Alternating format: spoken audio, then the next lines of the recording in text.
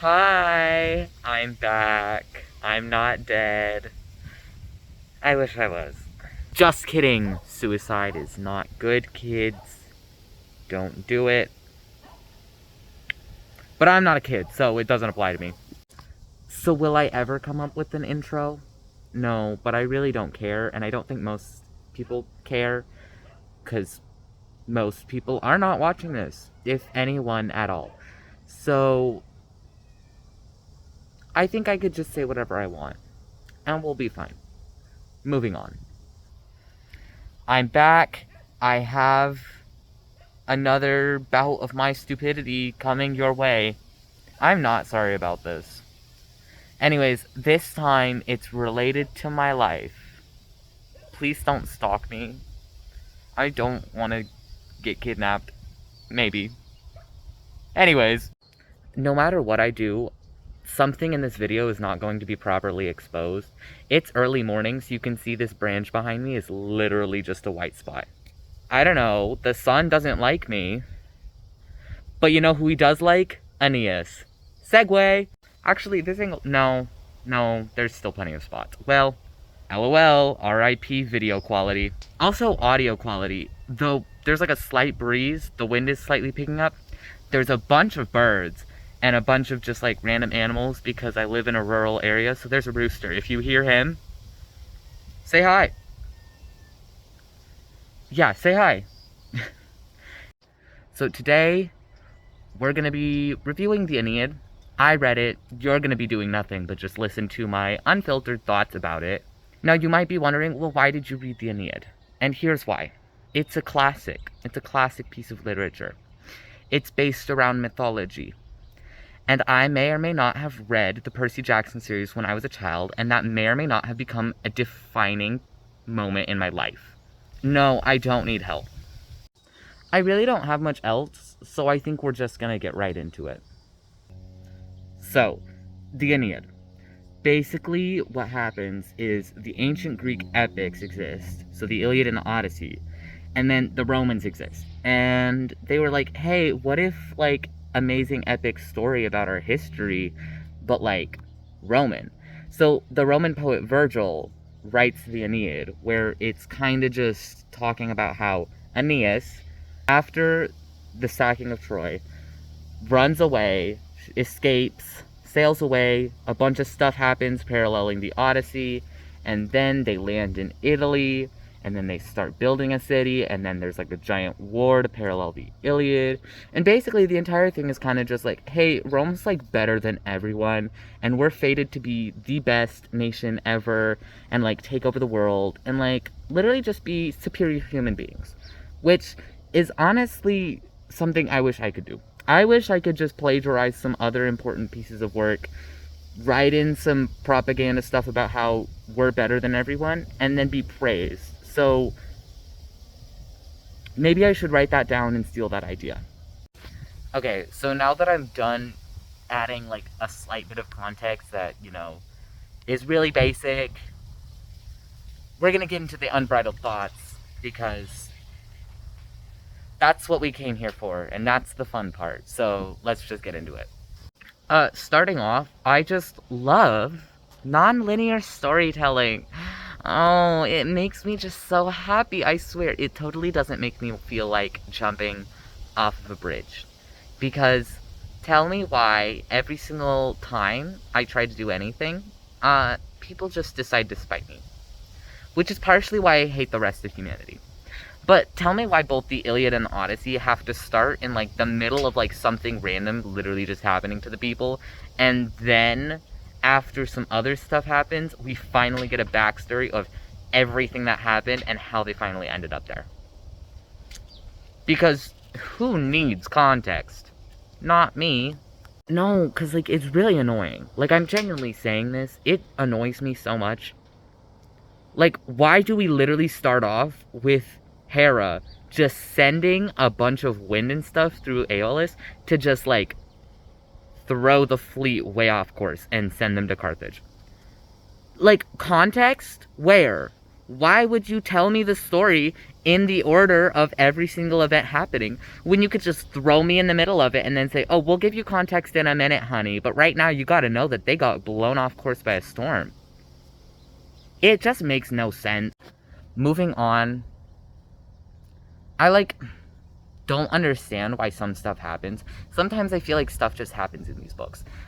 Why did Aeneas get turned invisible and cloaked in a mist of being hidden by his mother, and then they went into the city, but then the rest of his men went into the city and went to the queen, and then he was there, but just hidden, and then his men were there, but they were talking to the queen, and they were like, hey, we need help, our king Aeneas is somewhere, and we'll help you, and he's an amazing man, and yeah, and then all of a sudden just the hiddenness, their invisibility just gets removed in the middle of the conversation. For what?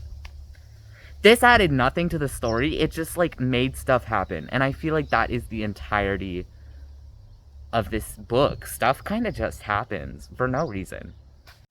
Moving on, Queen Dido is a girl boss. We love her.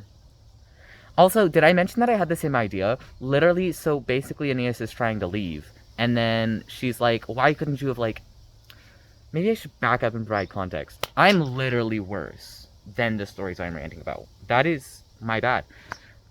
So they meet up. Queen Dido helps the Trojans. She's like, oh, here's some shelter and stuff, and they're chill. Hera doesn't want Aeneas to succeed, so she makes the two, Aeneas and Dido, fall in love, and then she sends them to a cave through a storm and a hunting trip. They get married. And then, they kind of just, do nothing until Aeneas is, reminded by the gods. They're like, hey, maybe you should, go found the great nation that will, bring all other nations to their knees. And he's like, you're right, maybe I should do that. So he leaves. Well, he's planning to leave. And Dido is freaking out. She's like, how dare you, not take me with you? Or, stay? Or, at the very least, give me a child of yours?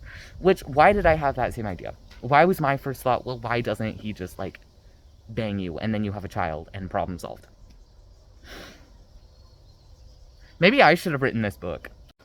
Oh, and I forgot to mention, Dido is a girl boss when she, literally kills herself. I don't know how to explain it, but, that is an icon move to kill yourself like that. We stand, but also, girl, men are not worth that. There is no man that is worth that much, so please no. And then foreshadowing, because she's like, oh, I curse, our future generations to be at war. Hinting at wars that will happen in the future. Anyways. Basically, I don't know why this happens next. But what happens is they set off, and they land back at the island where they originally, set off from, Sicily. This one part of Sicily that they were at. And then they left. Got hit by a storm, went to Carthage. Came back from Carthage and went right back there. Which is a slay, honestly. They meet back there, and then we figure out, okay, so Aeneas' father is dead. He was, buried there. They kind of just have the funeral games, and it's just, people, playing games, people winning, people getting prizes, and that's kind of it. And then what happens is the women burn the ships. Girl boss. Honestly, I would do that, too. Basically, Hera, trying to stop Aeneas again, goes down as, a disguised woman, and she's like, hey, all these years of travel and strife, let's just burn the ships. So they start burning the ships, and then the men are like, ugh, woman, so emotional, and it's I can sense the misogyny just reeking from these pages. It's so funny, but kind of sad to think that this was the viewpoint of a lot of people. So let's just move on. Next they land in Italy, and I'm gonna skip ahead a bit. They go through some stuff, land in Italy. Great. I literally hate human beings. Have I mentioned that before? I know that I have, but I feel I just need to mention it again. I really do hate human beings. I love how everyone's oh, there's a prophecy where a foreigner is going to come and marry our daughter, and he is going to be the king. And then this one guy is but I wanted your daughter. I wanted to be king. And then they proceed to just start a whole war over it. I don't understand how... Like, you are getting, like, I understand that you want to be king, but, like, have you considered that you literally already rule, like, a sizable portion of the land? I don't see why we're getting so upset here. You literally are already, like, ruling a portion of the land. I don't get why you are so upset. And, like, if it's literally prophesied, what are you fighting it for? I don't, like, I swear to God, people are so irrational and stupid sometimes. It really makes you wonder. How have we not died out yet as a species? Because I feel like we really should have if this is how we're gonna react to things. Like, it's just so annoying. And then, so I was really thinking about this. This is my last one, by the way. So, a lot of times in, like, when we think of, like, the Greek gods and, like, mythology and, like, paganism and all that fun stuff, a lot of times those ideas and those stories would be relating to and explaining natural phenomenon or like things that occurs, and like the gods are standing in place as like a human personification of natural forces to help explain why natural phenomenon occurs. And throughout this book I kept forgetting that uh Virgil is not really writing about that. Like, he is, but he really isn't. He's really writing more like propaganda and like praising the ancestors of the Roman race. And it's basically just being like, oh, look, Romans were fated to like be the best and to like take over everything. We're better than everyone. And so I was trying to think, when the boats turned into like sea nymphs, I was like, what kind of natural phenomenon occurred that like caused them to think that? And then I realized, oh yeah, he's not really caring or writing about that. It's more propaganda. So that was a fun realization for me. Anyways, I'm trying to keep this short, which, like, it failed miserably. I know this is going to be so long, and I hate myself for that. But I tried. Anyways, have a great day. This was just me being chaotic, and I'm tired. So I put some effort into this. Maybe you should like, you comment, maybe even subscribe. I know that I literally don't have a schedule, don't release anything for like a solid month. But it's fine. Anyways, have a great day. Or don't. Oh my goodness, I almost forgot. Send help. Please. Please send help. Okay, bye.